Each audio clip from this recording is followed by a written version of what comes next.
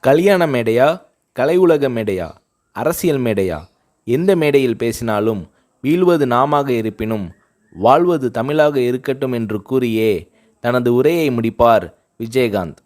கலைஞர் கருணாநிதி அவர்களின் இந்த திருவாசகத்தை புரட்சிக் கலைஞர் விஜயகாந்த் அவர்கள் தன் இதய வாசகமாக வைத்து பேசி வருகிறார். காந்தியார் வலியுறுத்திய கதர் ஆடையே விஜயகாந்த் அவர்களின் ஒரிஜினல் ஆடை.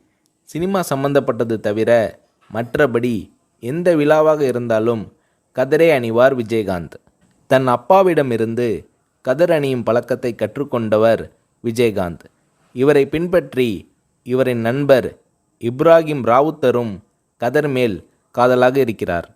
இந்த மதுரை நண்பர்களைப் போலவே அவர்களது தந்தைகளும் நண்பர்களாக காங்கிரஸ் கட்சிக்காரர்களாக இருந்தவர்கள்.